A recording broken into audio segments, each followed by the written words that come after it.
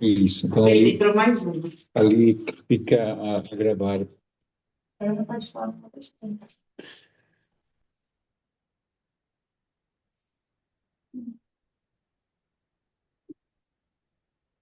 Então, semana passada foi o quê? O 4? O 4. E hoje vamos a. Ainda não tá, O né? 5. Não, não tá no grupo, né? O quê? Eu não coloquei o link, mas está no YouTube. Está no YouTube, sim. Já está lá. Ah, pronto, irmãos, vamos orar e iniciamos, sim?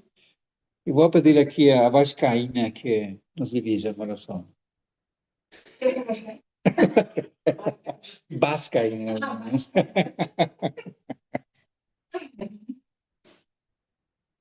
De Deus, eterno Pai, obrigada, Senhor, por mais esse dia.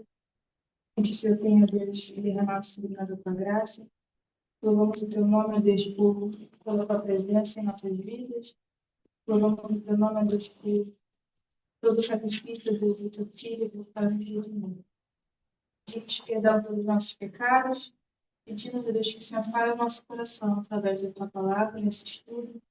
Que possamos, Deus, ficar com a tua palavra gravada em nosso coração, para não pecarmos contra ti, Senhor. Em nome de Jesus. Amém, amém. Pronto, irmãos. Só relembrando, capítulo 4 de Apocalipse, nós temos a,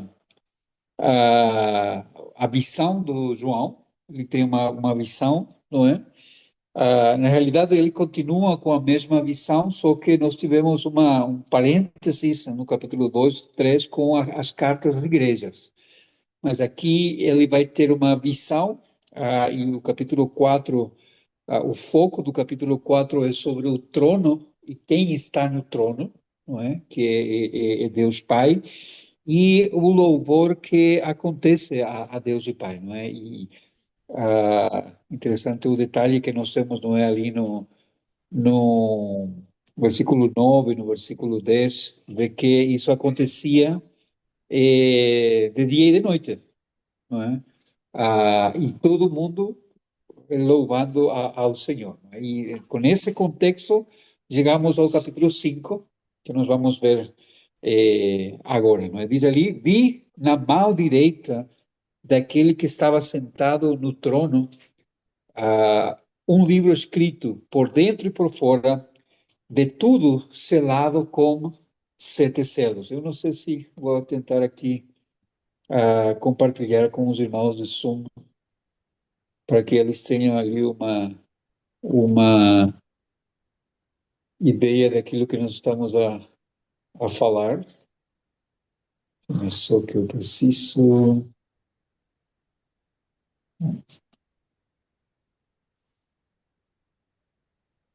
Estou a gravar no meu computador na casa, então por isso que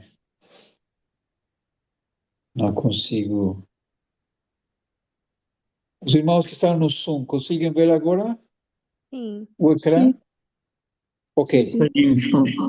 Então, quando fala aqui de um livro, lembre que não é o livro como nós conhecemos. Estamos a falar de um rolo, sim, possivelmente um pergaminho, e que está selado com 7 selos. E os selos são isso que aparecem ali, não é? Aquilo que na antiguidade se usava, que é o selo de cera, não é? Que a ideia do uso, a maneira que se usava era com essas cordinhas, não é? E assegurado com o selo para garantir que ninguém abria a carta, senão aquele que tinha que abri-lo. Geralmente, quando um rei mandava uma carta para alguém do seu reino, era isso que ele recebia e ele era próprio que tinha que quebrar, ou tinha que ser quebrado na sua presença, não é?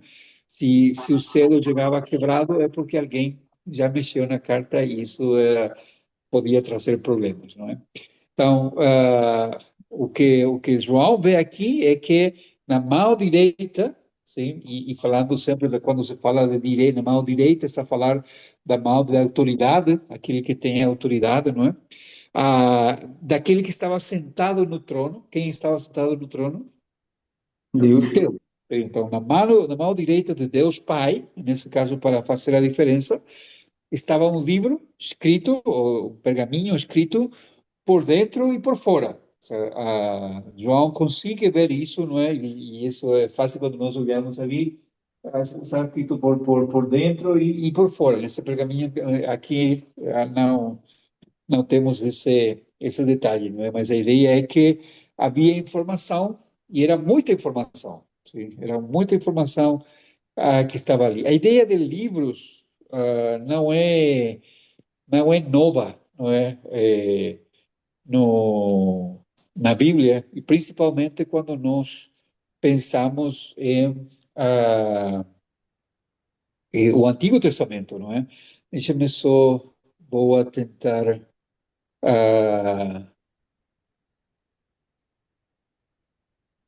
deixa-me só ver aqui, para que nós possamos ver algumas referências sobre como que a Bíblia trata sobre os livros, não é? Alguém pode abrir, por favor? Deixa-me só confirmar aqui.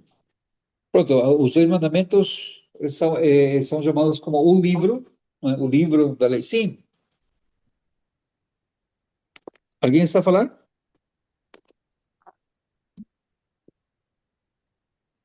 Estou? Olha? Diogo, tu falaste? Não, não falei não. Ok, está bem. Então, é algum eco aqui. Ah, o Antigo Testamento era chamado como o livro da lei, não é? Era conhecido como o livro da lei, ainda que não seja um livro propriamente, são vários livros, mas era conhecido ah, como isso, não é? Mas vamos ver alguns livros. Por exemplo, Salmo 56:8. Quem pode buscar, por favor?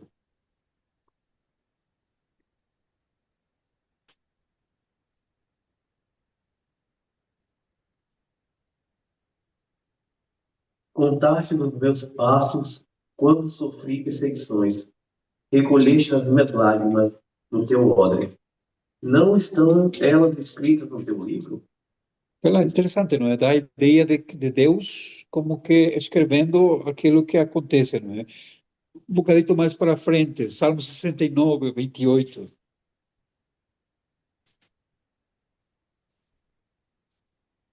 Sejam riscados no livro dos vivos e não tenha registro com os justos.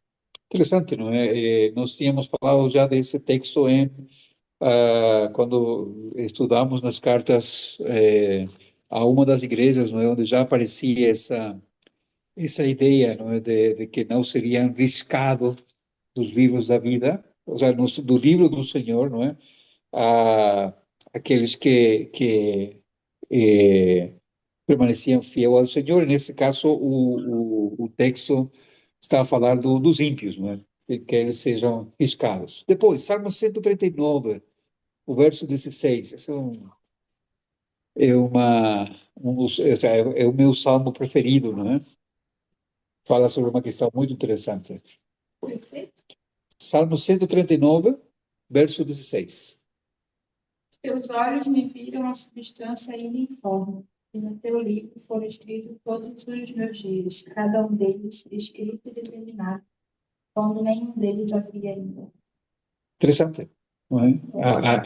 A ideia de que, para mim, irmãos, isso resolveu muitos problemas na minha adolescência, não é? O facto de eu entender que eu não era um acidente, ou que eu não era um mais do,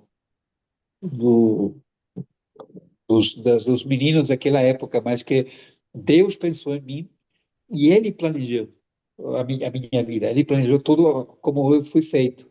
E que depois, no chegar o tempo, Ele cumpriu em mim e vai cumprindo em mim aquilo que Ele já determinou, não é? Então isso já está mostrando que a nossa vida, tudo bom que nós, antes da fundação do mundo, o Senhor já tinha escrita a nossa vida, nossa história. É interessante.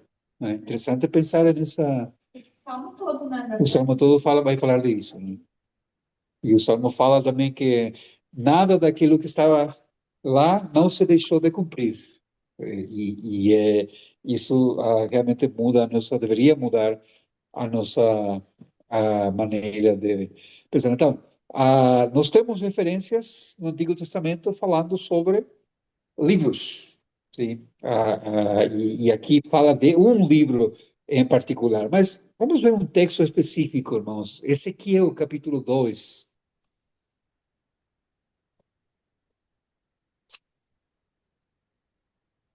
Que em Apocalipse fala sobre um livro em particular, né? Sim, é um livro, depois, claro, ao longo do capítulo 6 até o 8, nós vamos entender de que é o livro, não é? Mas aqui está falando de um livro que parece ser o conjunto de tudo E os livros. o livro pode significar uma metáfora, alguma outra coisa assim. Não, falando, o que fala basicamente é de um Deus que ele não, não é como nós, não é? Que, pronto, o que vamos fazer amanhã? Amanhã vemos. Não, Deus é um Deus organizado e ele já escreveu a história, essa que é a questão. Então, qual que é a ideia de Apocalipse? No facto, porque que Jesus dá a revelação ao João para garantir à igreja que estava a ser perseguida que não se preocupasse, que a história acaba bem, porque a história foi escrita por Deus. Então, nada daquilo que já foi planeado por Deus poderia descambar. Sim. E essa é a ideia por trás, não é? Ah, Apocalipse 2. Apocalipse, desculpa. Ezequiel, capítulo 2.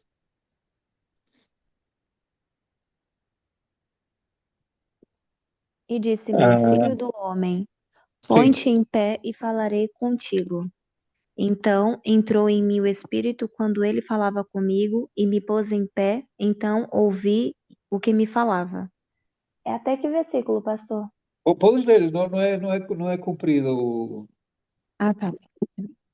E disse-me: Filho do homem, eu te envio aos filhos de Israel, as nações rebeldes que se rebelaram contra mim. Eles e seus pais transgrediram contra mim até este mesmo dia. E os filhos são de semblante duro e obstinados de coração. Eu te envio a eles e lhes dirás: assim diz o Senhor Jeová. E eles quer ouçam, quer deixem de ouvir, porque eles são casa rebelde. Hão de saber, contudo, que esteve no meio deles um profeta. E tu, ó filho do homem, não temas, nem temas as suas palavras, ainda que estejam contigo sarças e espinhos, e tu habites entre escorpiões, não temas as suas palavras, nem te assuste com seus semblantes, porque são casa rebelde. Mas tu lhes dirás as minhas palavras, quer ouçam, quer deixem de ouvir, pois são rebeldes. Mas tu, ó filho do homem, ouve o que eu te falo, não sejas rebeldes como a casa rebelde. Abre a tua boca e come o que eu te dou. Então vi, e eis que uma mão se estendia para mim, e nela havia um rolo de livro, e estendeu diante de mim, e eles estavam escritos por dentro e por fora. Nele estava escritas lamentações, suspiros e ais. Interessante. Será que é o mesmo livro? É. Eu acredito que sim. É interessante porque ou seja, nós precisaríamos continuar a leitura, não é? Capítulo 6 e 7 e 8 de Apocalipse, mas vamos encontrar que justamente o que há naquele livro são o que diz ali, lamentações, suspiros, no sentido de coisas terríveis ou que iriam acontecer, não é? E ais, ou seja, avisos, não é? Condenação, ira, juízo de parte de Deus. Sim. Então, para mim é interessante, irmãos, o facto de que, de novo, não é como que posso falar? Ah, Apocalipse não está a falar de um plano B de Deus, um plano que, pronto, a coisa não ocorreu como Deus que pensava, não é? Então ele fez um plano B para corrigir as coisas. Não, o que Apocalipse está a fazer é confirmar aquilo que já Deus tinha revelado a Ezequiel. Ou seja, de novo, o plano de Deus vem desde muito tempo atrás. Não é que Deus não responde às situações. Deus é quem ocasiona as situações. E isso é importante para nós. Não é? Isso é importante, muito importante para nós. Estamos bem até ali? Sim. Sim? Ok, voltamos a Apocalipse capítulo 5 agora.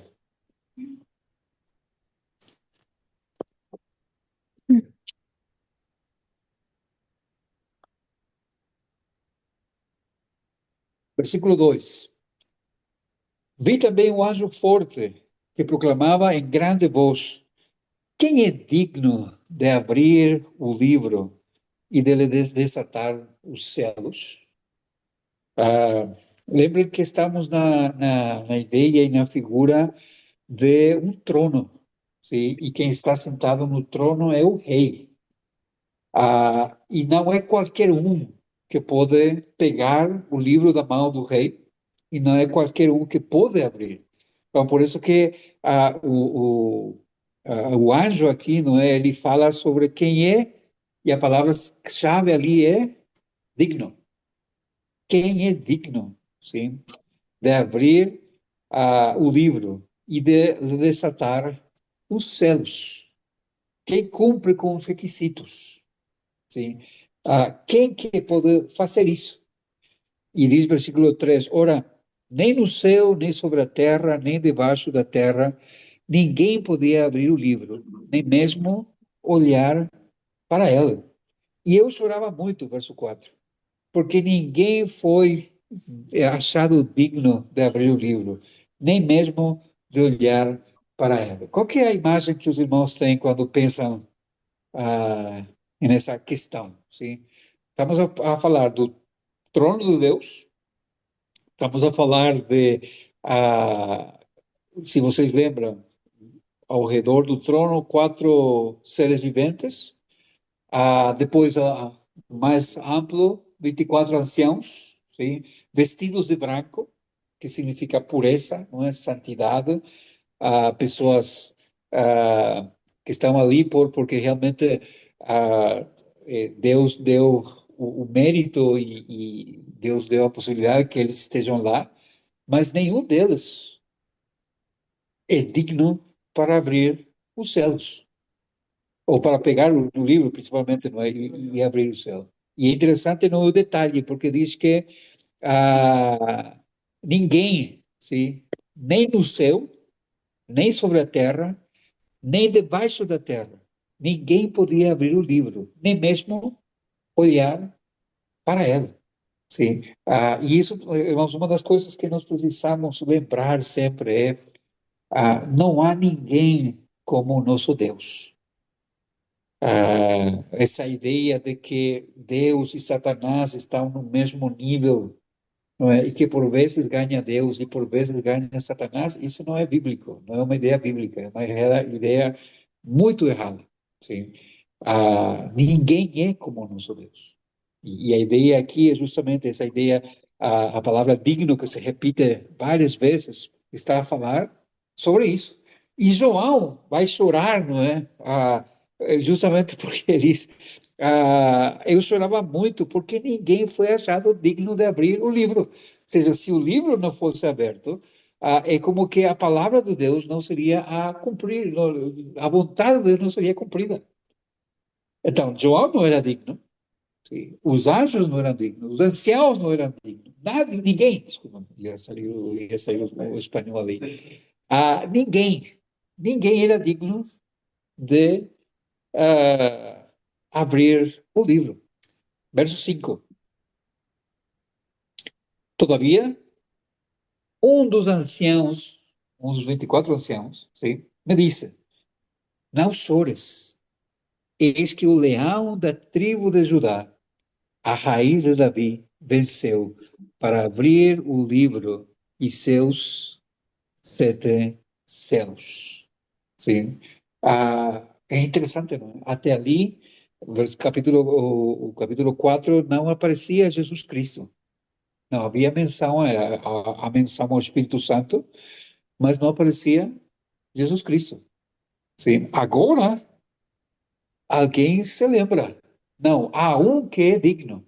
E a descrição que faz o ancião de Jesus é interessante, não é? Diz primeiro, o leão da tribo de Judá. Por quê? Por que Jesus é reconhecido como o leão da tribo de Judá? Alguém lembra?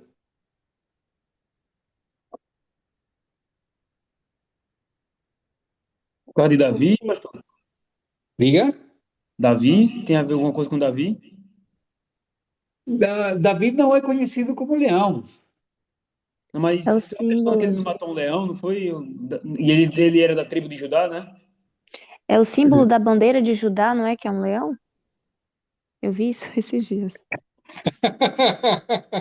Vi mesmo, tipo, eu tinha alguma coisa a ver. E o lobo, eu esqueci de onde é que é. O lobo acho que é Israel, coisa assim. E Judá fica em Israel? Não, alguma coisa assim, que tinha das bandeirinhas dele ali, viu? Alguma coisa do lobo e do leão. Aí você Eu tenho medo de perguntar a fonte disso, né? Ah, vamos ver, nós. Gênesis 49, verso 8 a 12. Gênesis 49, né? Gênesis 49, 8 a 12.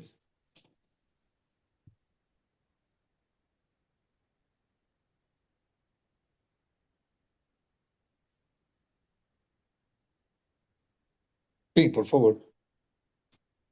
Judá, teus irmãos te louvarão, a tua mão estará sobre os serviços de teus inimigos. Os filhos de teu pai se inclinarão a ti. Judá é leãozinho, da presa subiste e do meio. Encurva-se e deita-se como leão e como leoa. Quem o despertará? O cetro não se herdará de Judá, nem o bastão de entre seus pés, até que venha Siló. E a ele obedecerão os povos.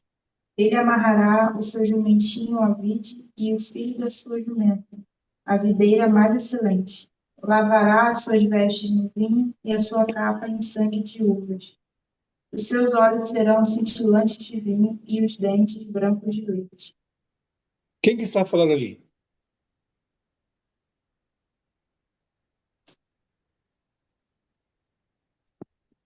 Uma boa pergunta, não? Saul é de que é Benjamim, né? É Benjamim, sim. Pronto, é o lobo, é de Benjamim, lembrei. Ela que está Eu vou, continuando eu vou aí. achar, eu vou achar o vídeo e vou te mostrar. O lobo é de Benjamim. Ok. Eu não- Quem está a escrever ali? Quem está a falar ali? Não é Jacó, não? Jacó. Jacó, quando ele está a abençoar os seus filhos, antes de morrer. E ele vai dando características dos seus filhos. E Judá, sim, ele compara Judá com um leão. E coloca a Judá, ainda que Judá não é o mais velho dos irmãos, não é? Mas coloca a Judá por cima dos seus irmãos. Interessante. Mas aponta a Judá como um leão. O que tem a ver isso, não é? E talvez eles ali não conseguiram entender, mas depois, ao longo do Antigo Testamento, mas agora ainda mais aqui no Apocalipse, é conhecido, ou seja, se reconhece a Jesus Cristo como o leão. Então, Jacó, na realidade, estava a falar de Jesus, apontando que ele seria o cumprimento da profecia messiânica. Então, aquele que é digno é porque é aquele que nele se cumpre tudo quanto Deus tinha falado antigamente através de diferentes pessoas. Por isso que Jesus, quando falava aos fariseus, ele falava: ah, vocês têm que escudrinhar as escrituras, sim? E as escrituras falam de mim. seja, aponta para mim. Ele está a aplicar a si próprio isso mesmo. Então, leão, em cumprimento, como cumprimento da profecia messiânica, sim. Depois, qual a outra característica que diz ali o versículo 5 de Jesus? Raiz de Davi. Por que raiz de Davi? Ah? Sim, sim. Mas olha o que diz Salmo 89, 1 ao 4. Eu não entendi muito bem esse negócio aí, né? Salmo 89, é? 89, 1 ao 4.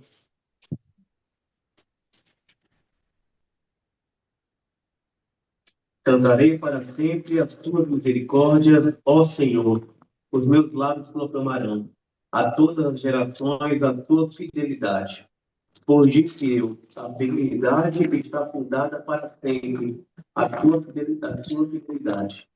Tu a confirmarás no céu, dizendo: Fiz aliança com o meu escolhido e jurei a Davi, meu servo, para sempre estabelecerei a tua posteridade e firmarei o teu trono de geração em geração. Interessante, não é? Antes de passarmos ali, qual que seria a tua pergunta, Daiane, sobre Gênesis, antes de que eu fuja dali?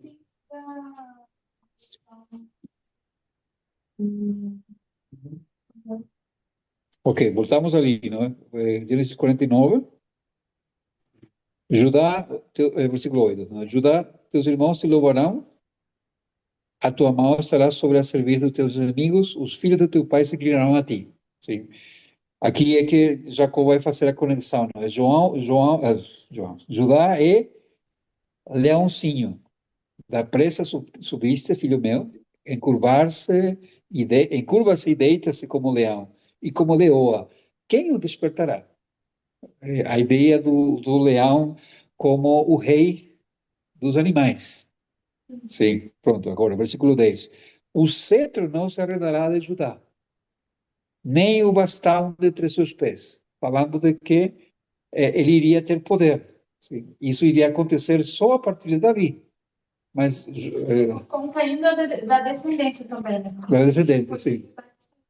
Sim, mas isso só a partir de Davi. Saul não era de Judá, era de Benjamim. Mas aqui diz, até que venha Siló. Quem é Siló? Naquela época ninguém também sabia o que era Siló. Mas quem que tinha que vir, diz, e a ele obedecerão os povos. Siló é é um nome messiânico, não é? Que significa aquele a quem o reino pertence, até que venha o verdadeiro rei. Ou seja, os descendentes de Judá iriam ser reis até que venha o verdadeiro rei. E ele, sim, e aí diz, não é? E ele obedecerá os povos. Por isso que a figura de leão, ele é o leão da tribo de Judá, é o verdadeiro rei, não é? Depois ele vai falar, não é? Ele amarrará o seu jumentinho à vida e o filho da sua jumenta, e a videira mais excelente, lavará suas vestes no vinho, aqui falando não é mais do sangue que do vinho em si, não é? E a sua capa em sangue de uvas. Os seus olhos serão cintilantes de vinho e os dentes brancos de leite. Sim. Pronto, voltamos ali ao Salmo agora. Para falar, desculpa, eu perdi um bocadinho aqui. Salmo 89, 1 ao 4. Podes ler de novo, você, por favor. Cantarei para sempre as tuas misericórdias, ó Senhor. Os meus lábios proclamarão a todas as gerações a tua fidelidade. Pois disse eu, a benignidade está fundada para sempre, a tua fidelidade. Tu a confirmarás no céu, dizendo: Fiz aliança com o meu escolhido e jurei a Davi, meu servo, para sempre estabelecerei a tua posteridade e firmarei o teu trono de geração em geração. Interessante, né?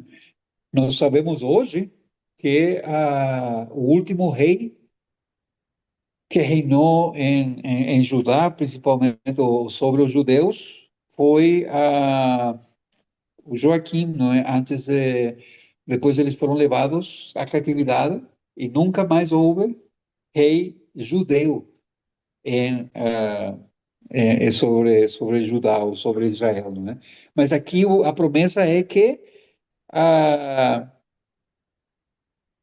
o seu trono seria de geração em geração. Um bocadito mais para frente, em Isaías 11,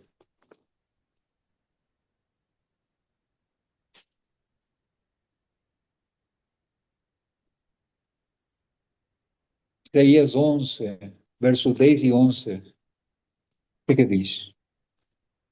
Naquele dia recolherão as nações a raiz de Jessé, que está posta por estandarte dos povos. A glória lhe será a morada.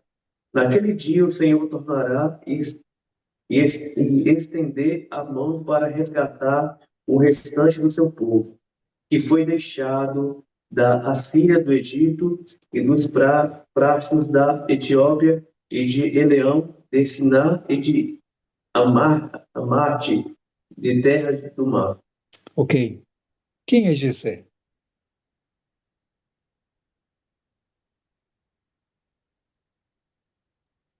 É o pai de Davi? É o pai de Davi. Isso mesmo. Quando diz aqui raiz de Jessé, está a falar descendência de Jessé, não é? E o anjo, ou seja, o ancião aqui fala que Jesus é descendente de Davi, raiz de Davi. Está a usar a descendência como que ele é o verdadeiro rei, ele é o que tem o direito ao reinado por ser descendente de David. Então, no primeiro, ele é judeu ou israelita por ser descendente de Judá. E aqui, quando fala de Israel e David, ele é rei. Isso faz digno a Jesus. Mas há outra questão mais que faz dele digno para tomar o livro. O que diz ali na parte final do versículo 5, voltando ao Apocalipse 5:5? Venceu para abrir o livro e os seus 7 selos. Ah, por que fala ali de venceu, irmãos? O que ele venceu? A morte. Então, Venceu o pecado. ok.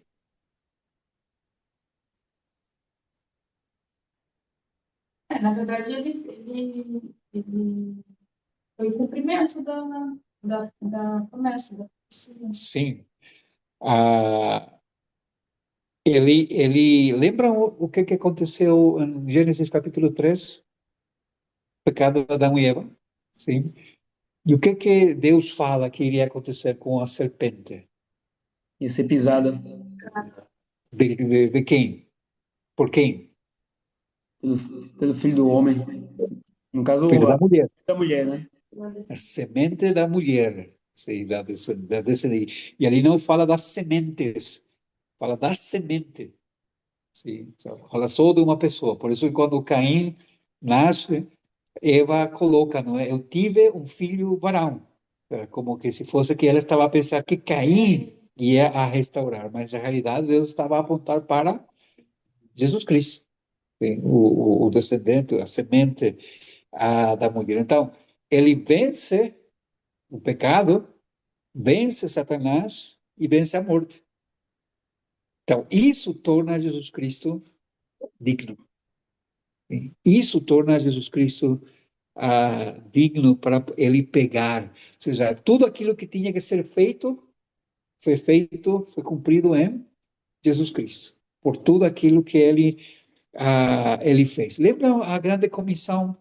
O que diz? Grande comissão. Aqui entramos em crise. Eu vou ajudar. Mateus 28, verso 18.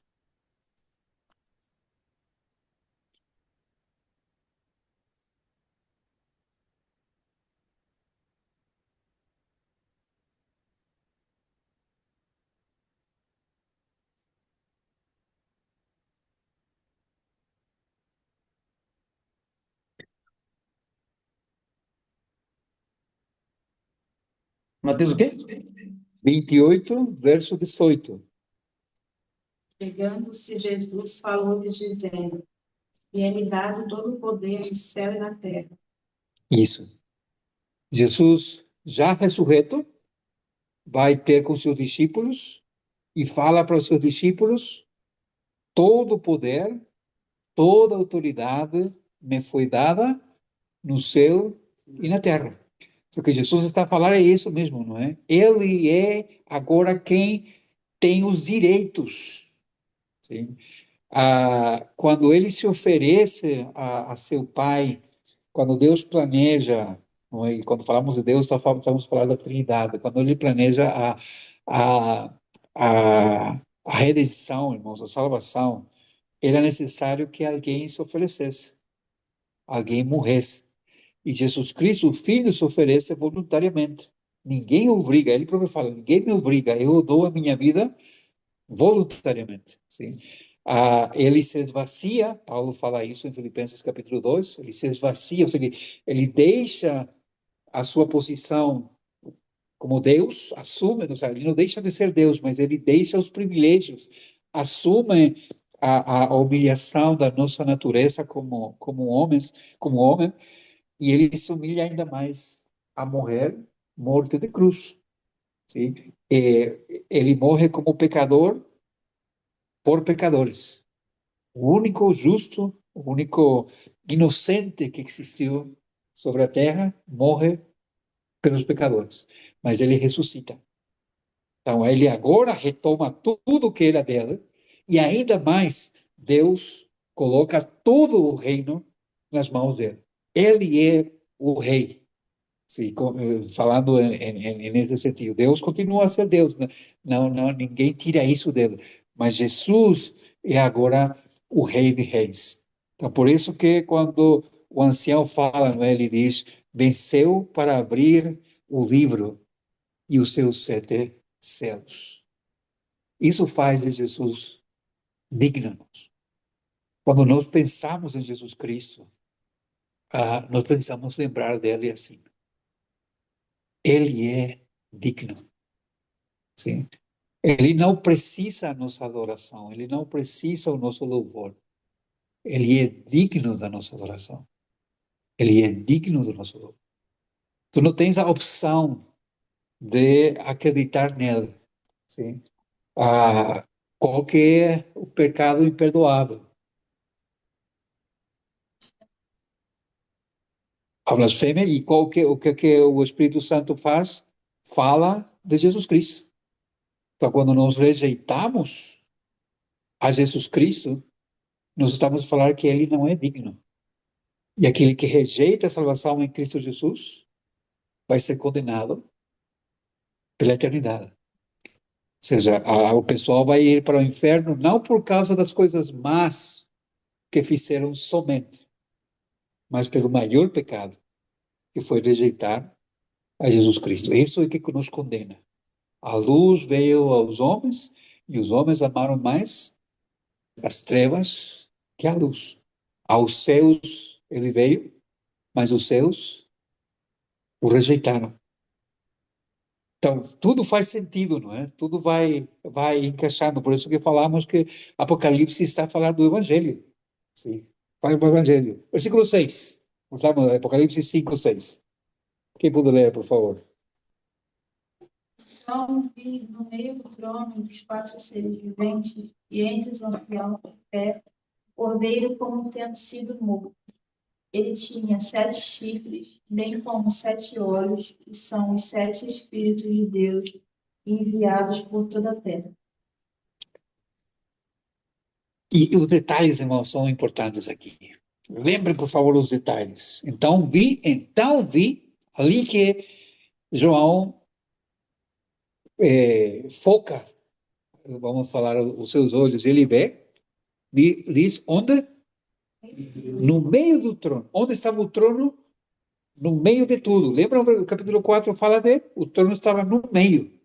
Mas no meio do trono, de novo, há uma coisa que é importante, aquilo que é central, no meio do trono e dos 4 seres viventes, E entre os anciãos, de pé, não deitado como coitadinho, sim?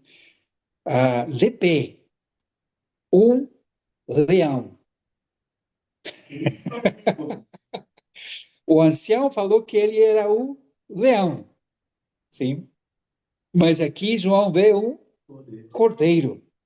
Mas esse cordeiro como tendo sido morto, ou seja, muito possivelmente com as marcas daquilo que ele passou.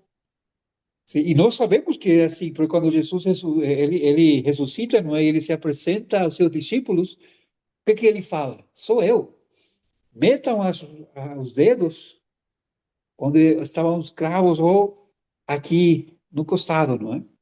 Então, ele ainda tinha as marcas, ainda no seu corpo glorificado, ele tem as marcas do sacrifício que ele passou. Sim, e nós vamos ver Jesus Cristo assim. Nós vamos ver. Então, um cordeiro que foi morto, mas essa ideia de cordeiro tem todo sentido. Sim.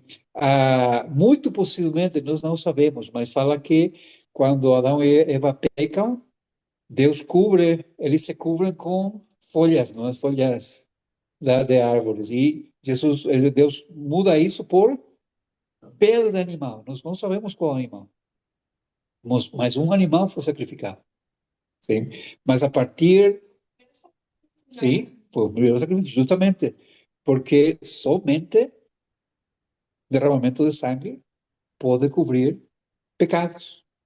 Por que Jesus tinha que morrer? Por que Deus não decretou o perdão para todos? Porque alguém tinha que morrer, sempre.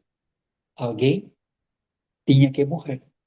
Depois, a partir da Páscoa, em Êxodo capítulo 12, nós temos, né, o facto de que há um cordeiro a ser sacrificado e o sangue do cordeiro é colocado nas portas, não é? Para que toda aquela casa onde havia essa marca, ninguém morresse. Então, Páscoa aponta para isso.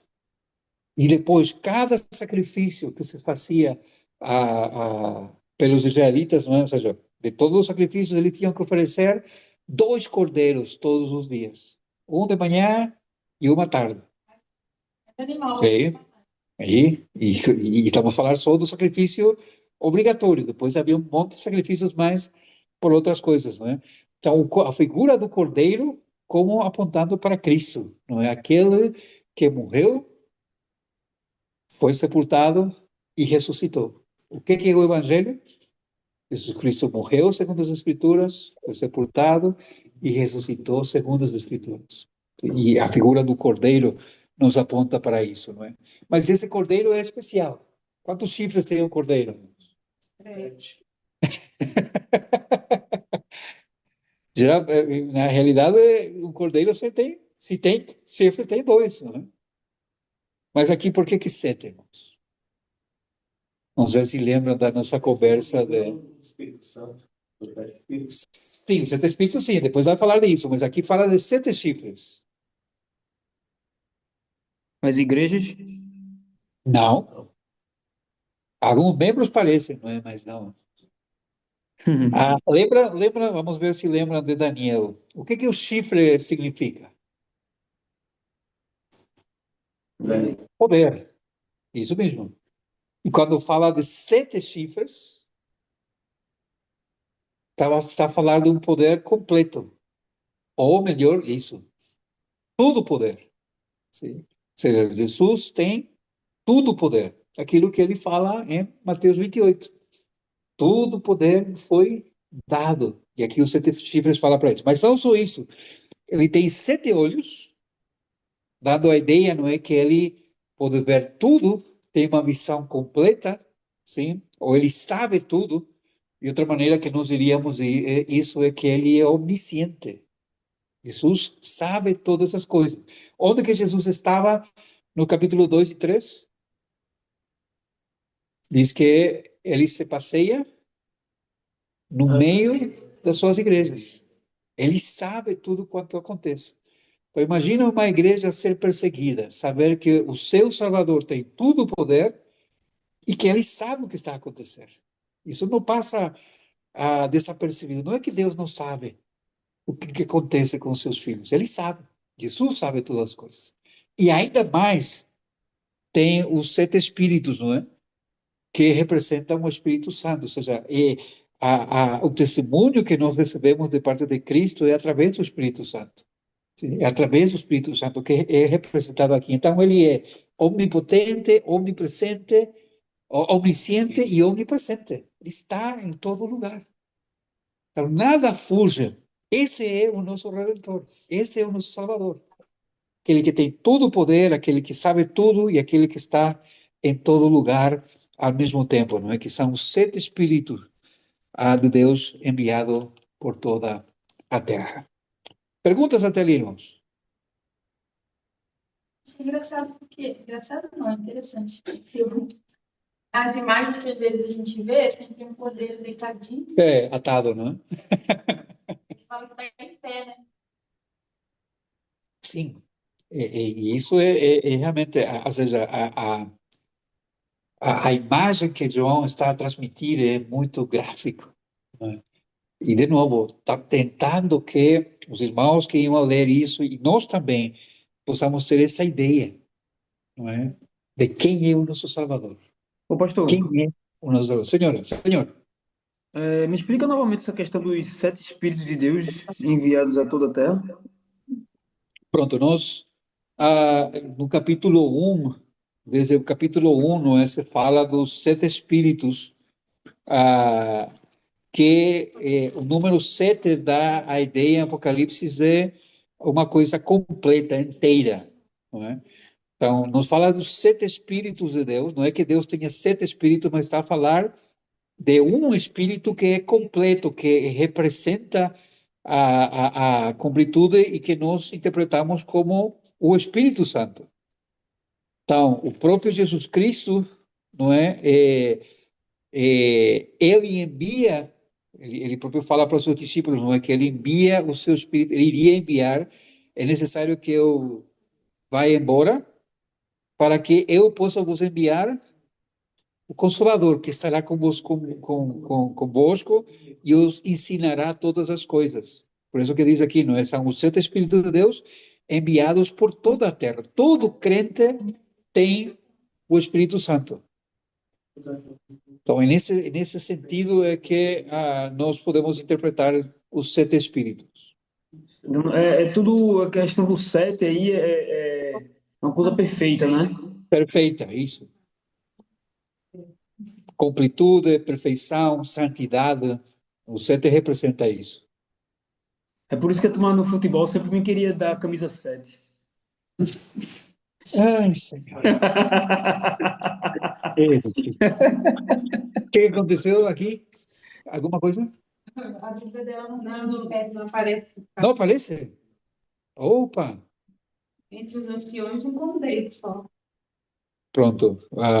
Mas é um detalhe interessante, não é? Essa questão de pé é importante porque dá a maneira que Jesus está ali. Sim. Provavelmente quem faz essas imagens também não tinha escrito. Quem faz essas imagens aí de Páscoa, tem um cordeiro. Ah, não, porque o que está apontado é para o cordeiro, né? Será que Por isso, depende, é uma boa pergunta e vamos ver. porque Vamos, faz toda a diferença? faz a diferença. É triste, mas é verdade. Lembram a página que nós usamos? E eu Isso, Bíblia Hub.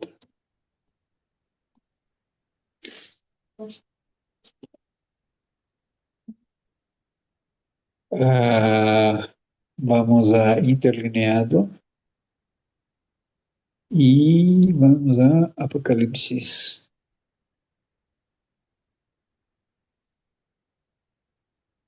Tiago, muito feliz por todo assim que ele descobriu que em inglês, o livro de Tiago e James. Eu falei, oh, que grande. Uma vez de Jacó, que ele não sabia. Lenda, Tiago e Jacó. Eu não sabia, não. Oh, meu Deus. Ok, pronto, sempre se aprende alguma coisa, não é?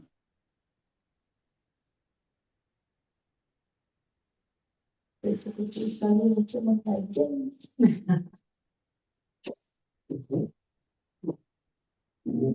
Jay. Ok. Aqui nessa versão original, do original, fala. Bem, vou compartilhar aqui com os irmãos do Zoom para que eles não percam.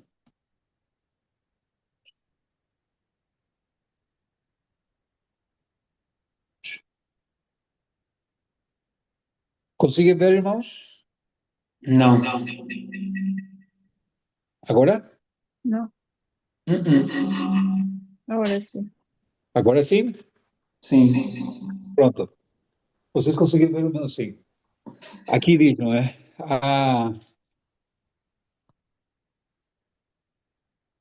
Nós estamos no verso 6. Então, e vi no meio do trono e dos quatro seres viventes, não é? E no meio dos anciãos, um cordeiro, a lâmpada. Sim? Standing seria em pé. Sim? Em pé, como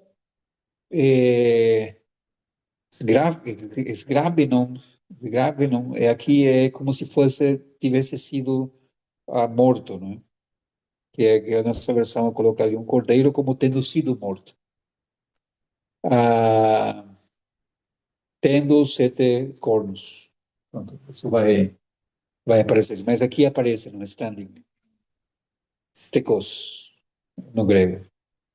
Stekos, em pé. Então deveria pesquisar porque que eles optaram por não colocar isso ali, não é? Tem que ter uma explicação. Tem que ter uma explicação. Pronto, irmãos. Alguma outra coisa antes que avancemos?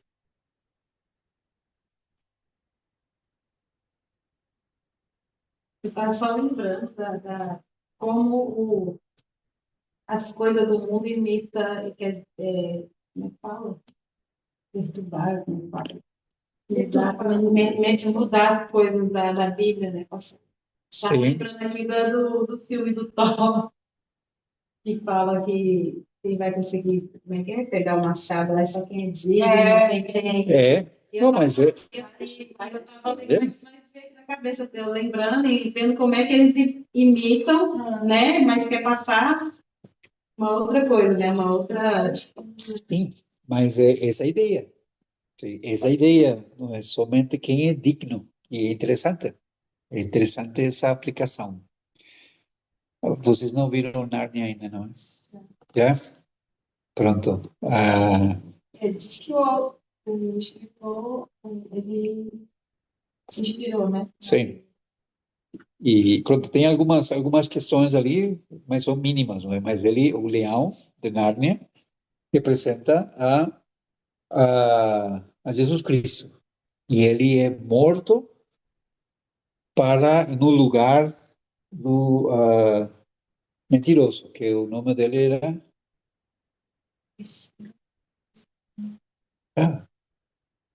Estava lembrando pronto, mas a velhice já faz estragos. Pronto, irmãos, alguma coisa mais aqui?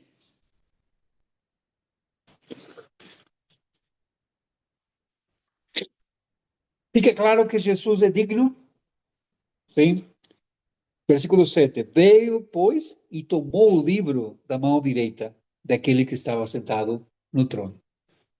A pergunta do anjo era: quem é digno de abrir o livro e desatar os selos? Ninguém, sim, podia abrir o livro. Mas aqui diz, veio, pois, e tomou o livro da mão direita daquele que estava sentado no trono. Por quê? Porque ele é digno. Versículo 8.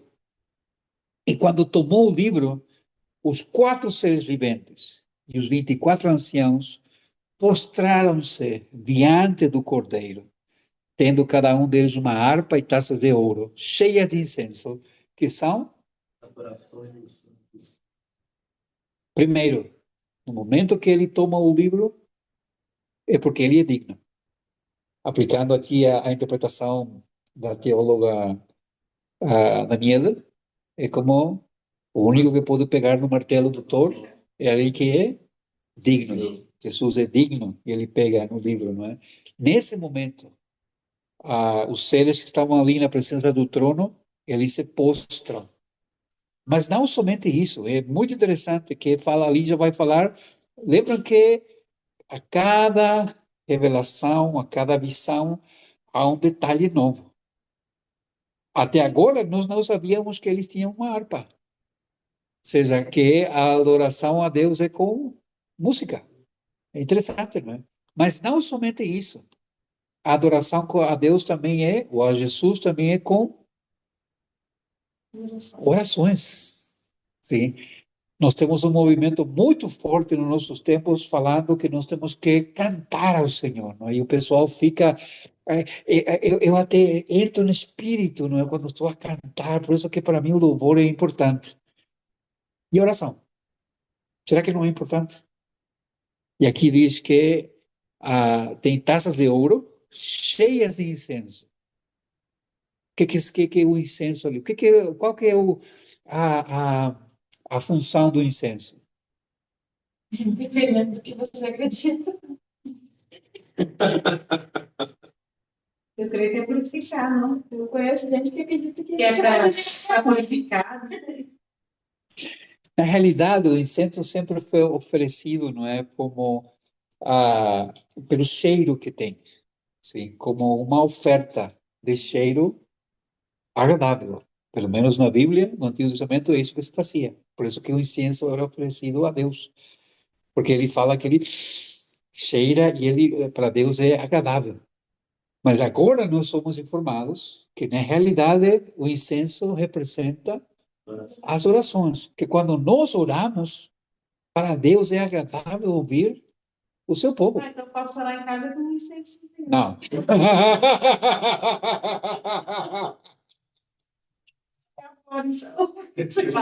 Essas perguntas que posso fazer.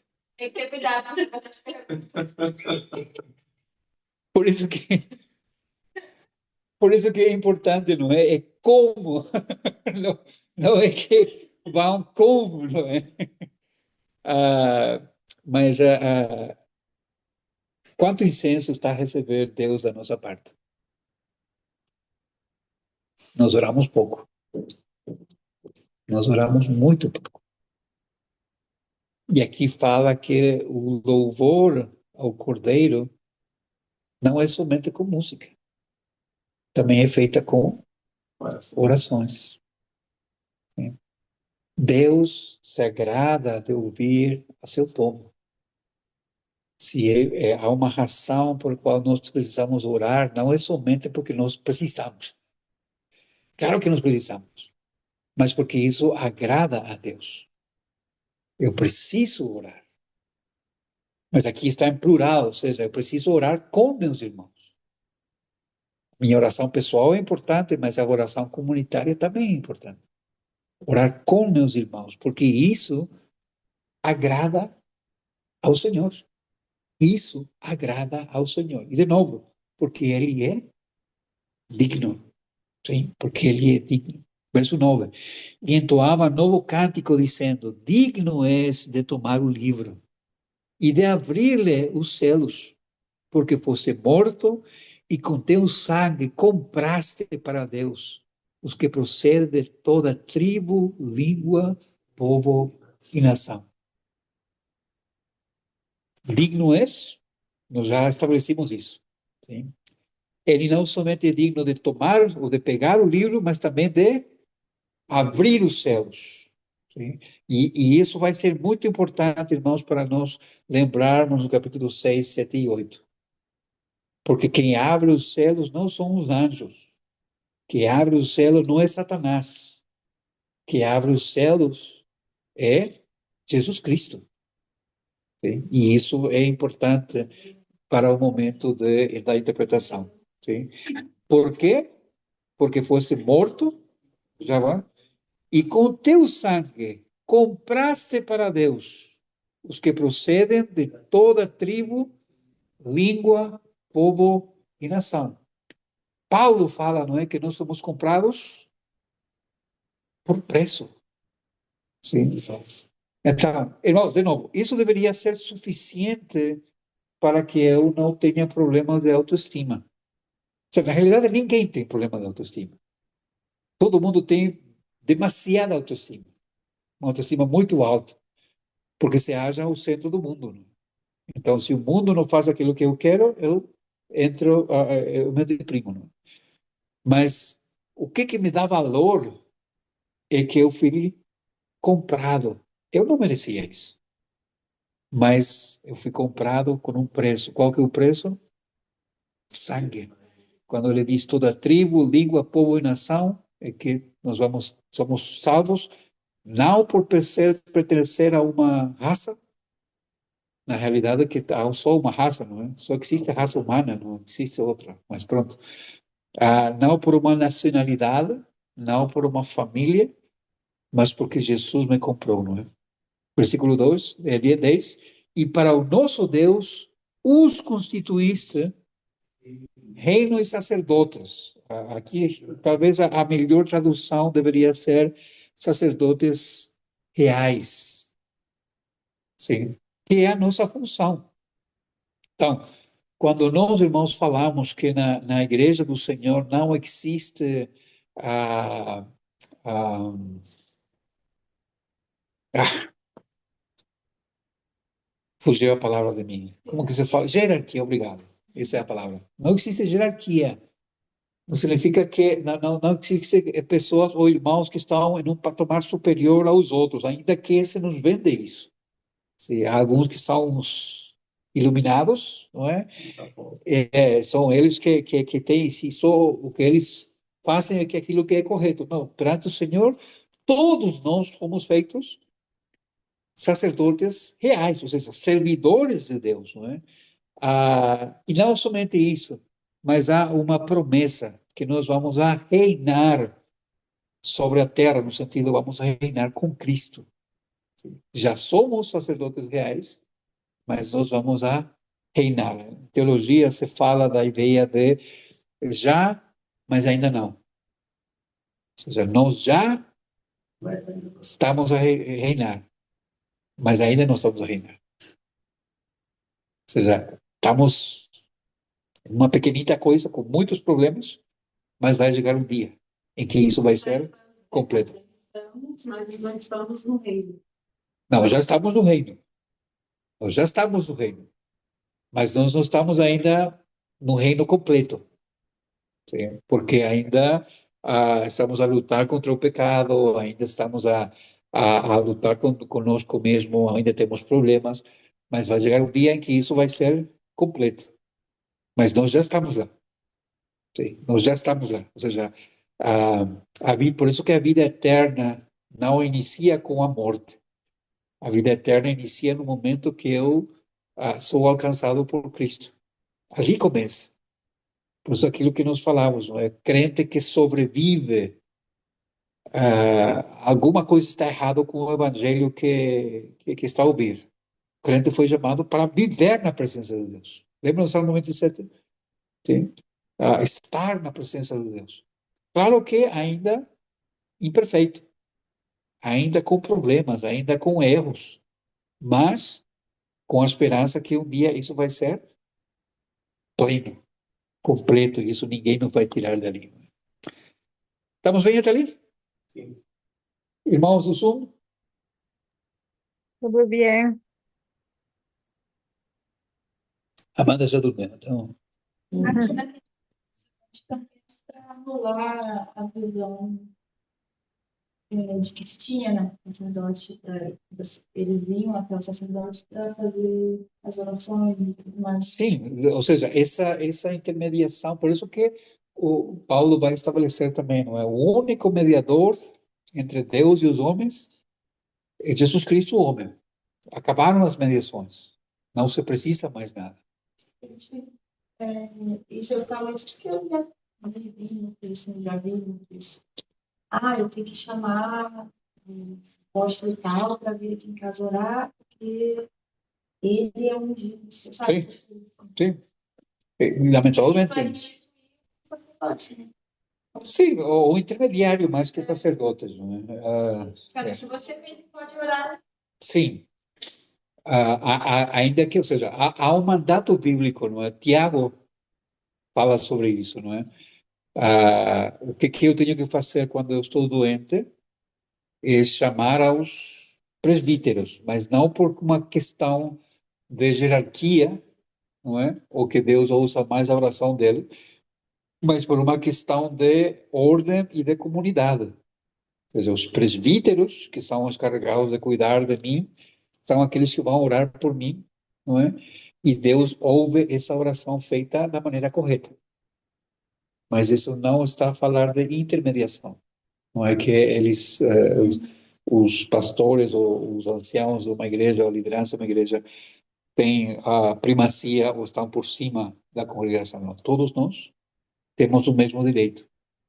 Mas só que, por vezes, nós só pensamos no privilégio e esquecemos da responsabilidade.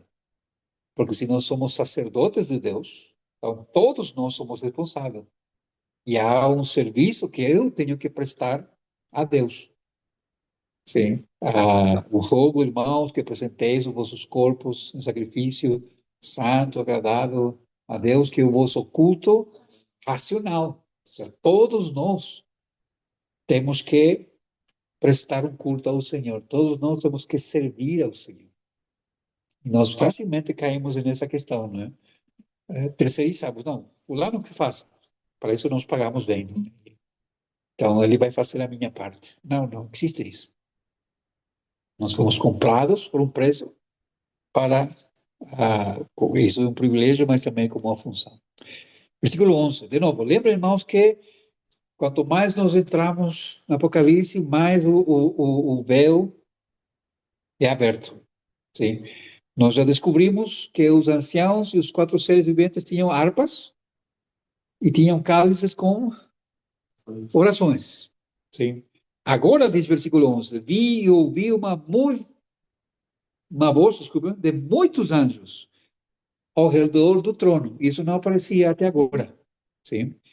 Dos seres viventes e dos anciãos, cujo número era de quanto? Milhões de bilhões de milhares. Ok. Quantos anjos há no céu?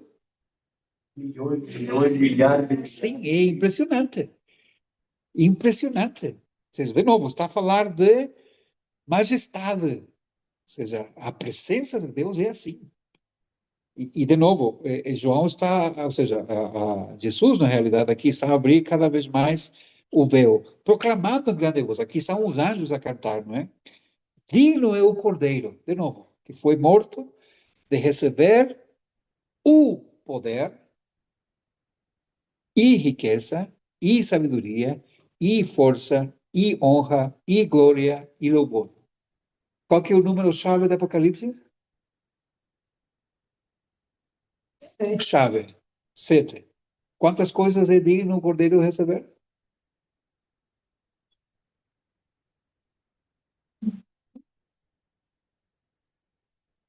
7.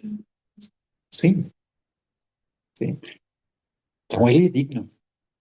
Mas é interessante que dentre esses 7 que aparece ali, só um aparece como um artigo definido, ou seja, indicando que é qual é? O poder. Por quê? Ele é digno de pegar no livro e abrir os céus. Autoridade. Ele tem o poder. Porque ele tem o poder, a riqueza, sabedoria, força, honra, glória e louvor são dele. Tudo isso é consequência do poder, mas forma um conjunto de 7. Então, nós temos louvor dos 4 seres viventes, dos 24 anciãos, agora de milhares de milhões ou milhões de milhares de anjos, mas não para por ali. Verso 13. Então ouvi que toda criatura que há no céu e sobre a terra, debaixo da terra e sobre o mar, e tudo que neles há, estava dizendo: aquele que está sentado no trono e ao Cordeiro, seja a louvor e a honra e a glória e o domínio, de hoje até amanhã, pelos séculos dos séculos. E os 4 seres viventes respondiam: amém. também os anciãos prostraram e adoraram. Prostraram-se e adoraram. Percebem o que está a acontecer aqui, irmãos? Capítulo 4 nos mostra Deus, desde a criação do mundo, ou desde antes da criação do mundo, sim? Ele no seu trono. Capítulo 5 nos mostra a entronização do Cordeiro. Pergunta: quando aconteceu isso? Era minha pergunta. Já perguntar, isso aqui, esse final já aconteceu? Eu acho que já Ou é no final, quando Cristo terminará? Acho que já aconteceu, está acontecendo. O que acham?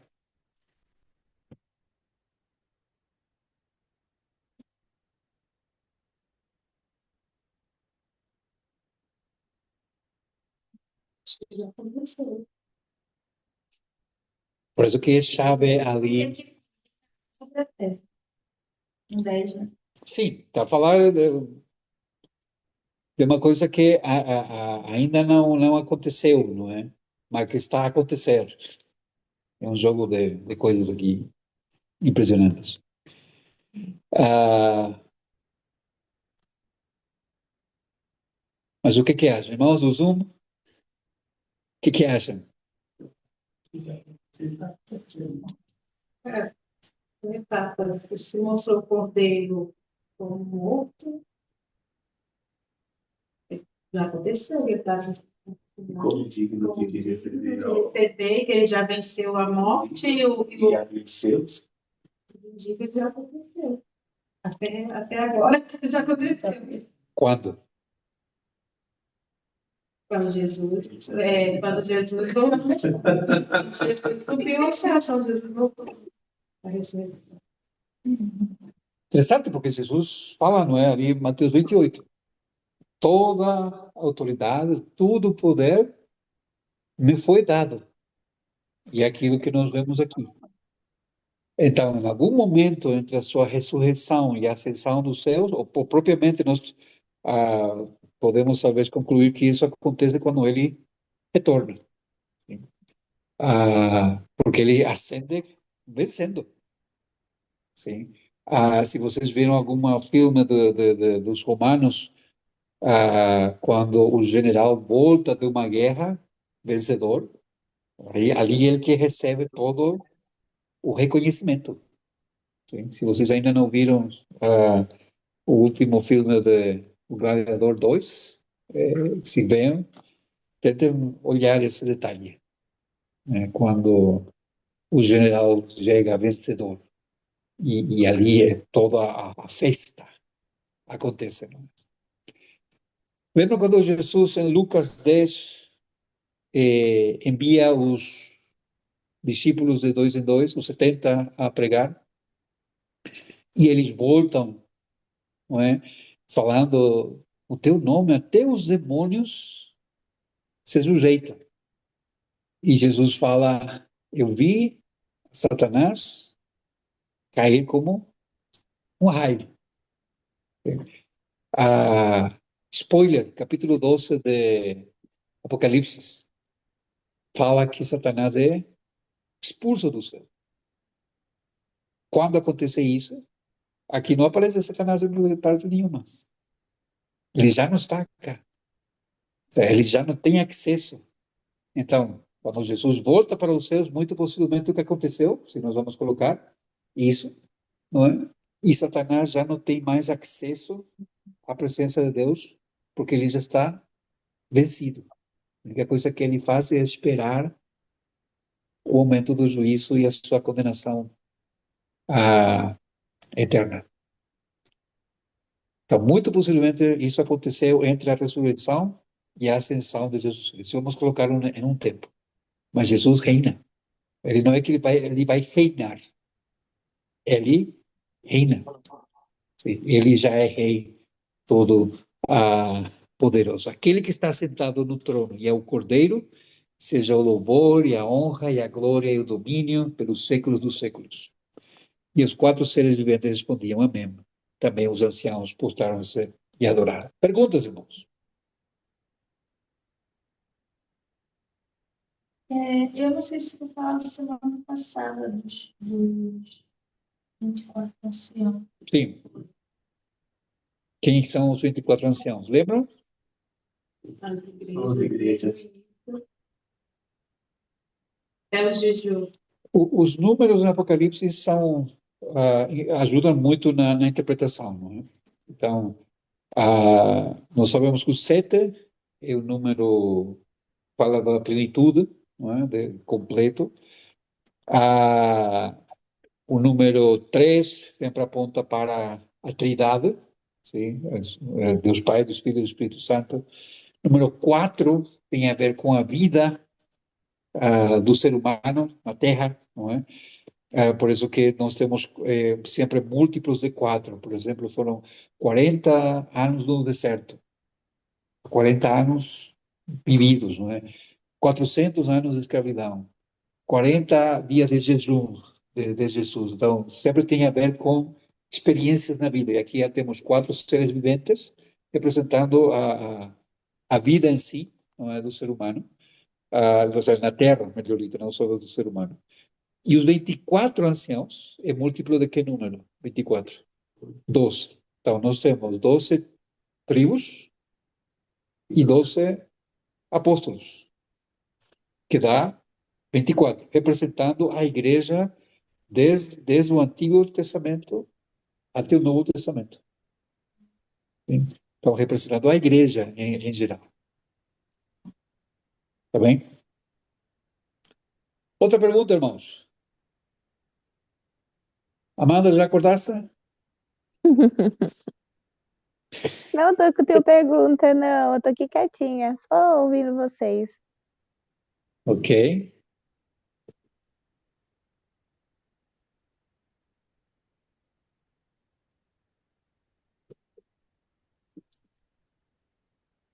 Mais forte para que o pessoal ouça. Não, eu estava comentando com a Daiane, e nós falamos no domingo passado, comentamos no domingo passado, que nós vamos estar, né, os 24 que estão representando, né, as tribos, as igrejas. E lá os anciões vão estar prostrados, adorando o Senhor constantemente, por toda a vida, por eternidade, séculos, séculos. E nós não conseguimos ficar uma hora com aula, né, ou em oração. Ou aqueles que ficam na sua casa, não é para não... Vocês, olha, vocês são terríveis, viu? Quarta-feira, se eu chegar aí e não achar vocês, vocês me pagam, viu?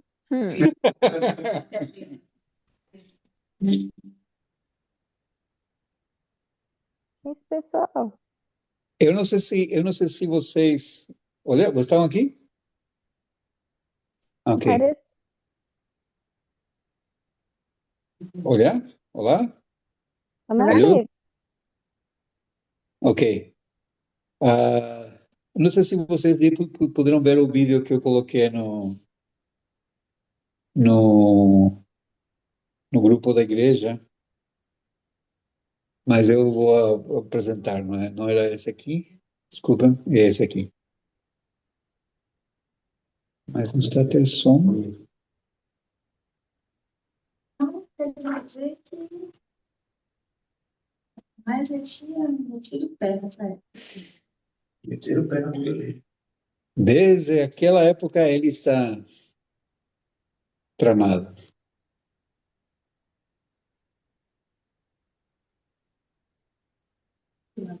Desculpa, eu estou aqui. Penso, mas aí eu tenho um casal de amigos dos Estados Unidos. Quando eles se mudaram para um apartamento novo, aí a mãe, E os que são espíritas, eu entro em crise. enfim, a vida traz para a gente tem que orar, evangelizar, receber. Aí eles receberam, eles foram se mudar para um apartamento novo. Aí a mãe do Alex falou que tinha que limpar o apartamento com sal grosso para tirar as energias ruins e tal. E calhou, Deus está lá nesse dia, né? Falei, ai meu, e eu vendo aquilo, ela limpou o apartamento todo com sal grosso. Só que depois que ela limpou aquilo tudo, 4 quartos, um apartamento grandão, ficou o dia inteiro limpando. Primeiro tinha que varrer, para depois passar o pano com sal grosso. No final, ela ainda falou assim, Olha, mas a gente agora, já que a gente passou essa grossa, a gente limpou todas as energias, tanto as boas quanto as ruins. Agora tem que botar licença para a energia boa voltar, porque a gente tirou a boa também. Eu olhando, eu falei, É um antibiótico, né? Mata o bom e o mal também. Pronto, irmão, deixa-me apresentar. Espero que o pessoal do som consiga ouvir também, sim? Vamos ver. Mas, tem que fazer alguma coisa, né? Eu tenho problemas aqui, não estou conseguindo. Não sei o que está acontecendo. Só um momento, irmãos, desculpa. Eu gosto de-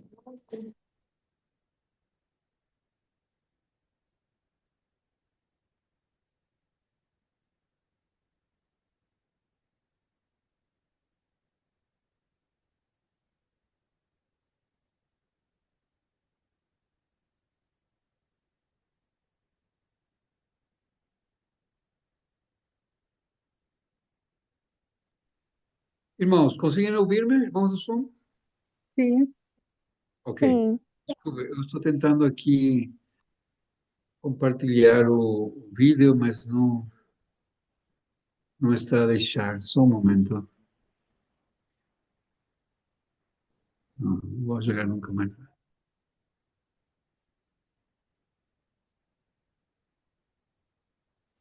Mas não está a sair o som.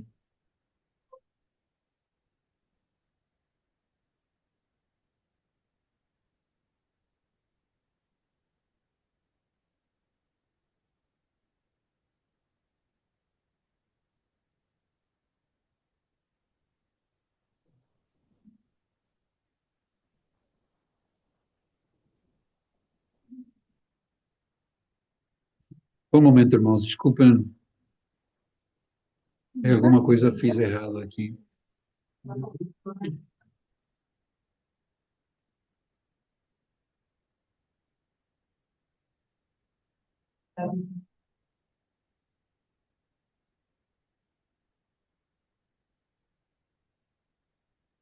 Não tem som. É estranho.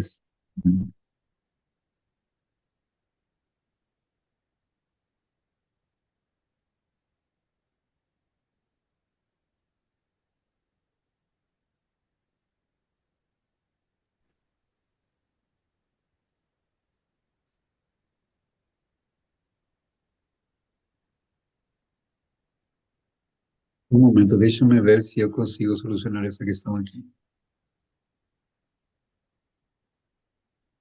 Eu queria. Não.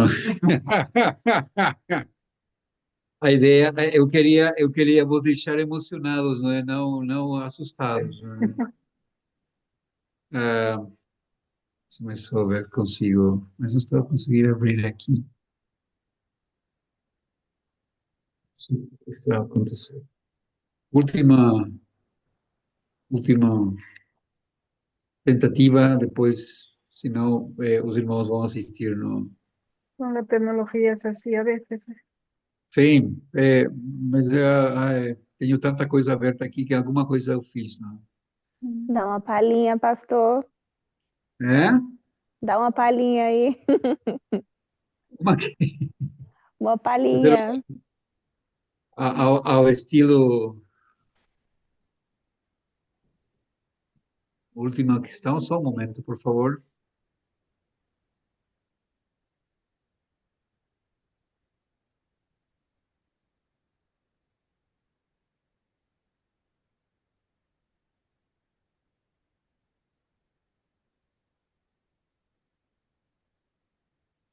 Não, definitivamente não consigo.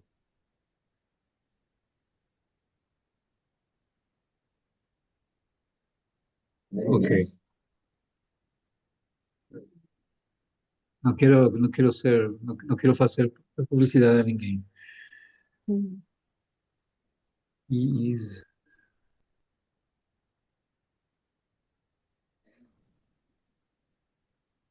não estou a pedir que tu faças isso. Aqui.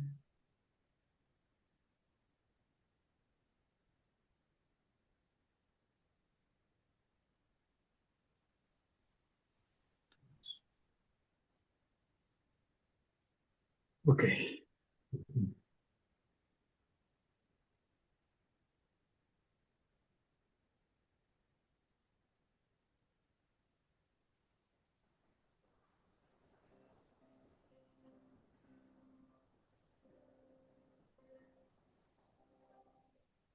¿Consiguen oír los irmãos de som? La música no.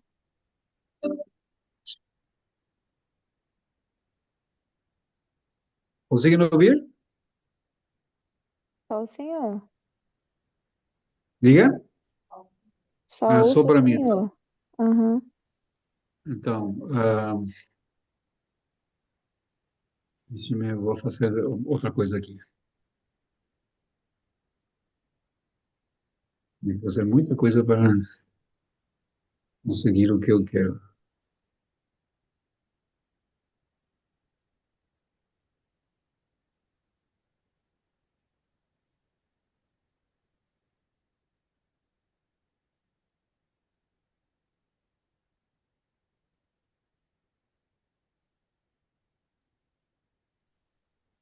Ali conseguem ouvir? No. Se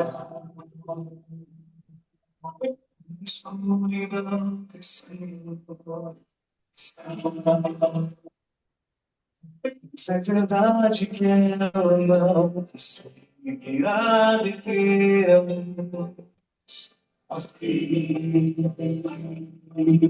os que nos amam vão surgir.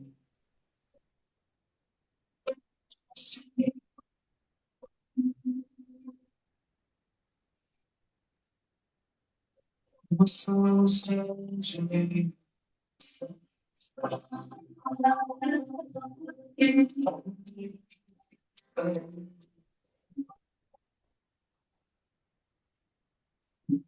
Glória do Senhor, sabes que vai brilhar.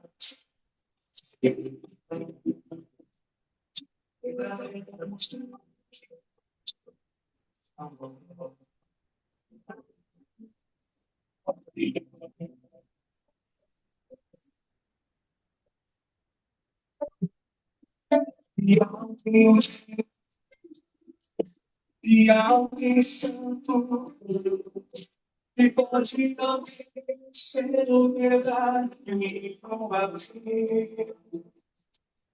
Pode jurar, filho de Deus, a ti nessa verdade,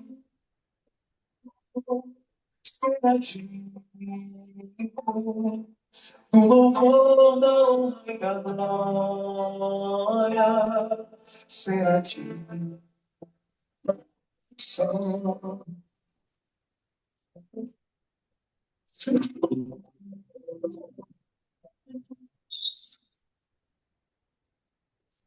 Pai Santo de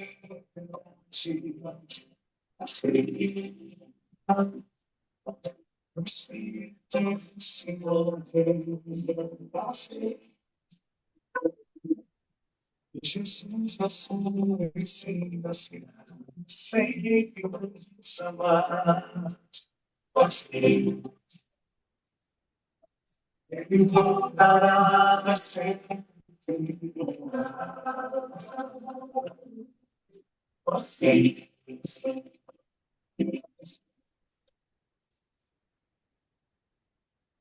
e alguém te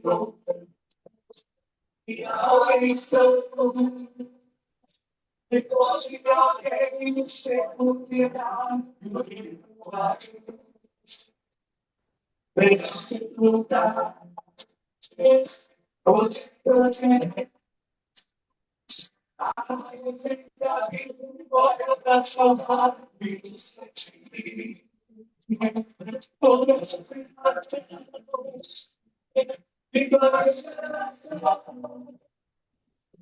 somos parte do reino de Deus. Sem não te ver, não será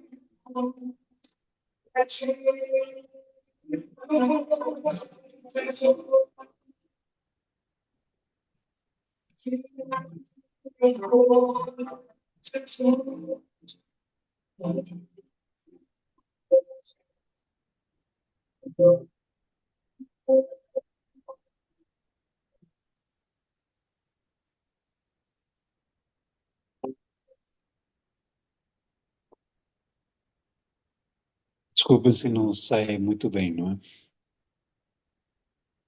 Mas o nosso Salvador é digno, irmãos. Ele é digno. E tudo quanto nós façamos vai ser tão pequeno ainda, não é?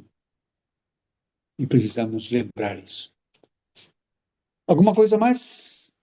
Queiram orar, comentar alguma coisa, discutir por alguma coisa? Se não, podemos orar, sim? Eu entendi na questão lá do Mais início forte. dos 7 selos, Sim. o que significa os 7 selos, eu me perdi ali. Você chegou a falar o selo. Ezequiel, os 7 selos.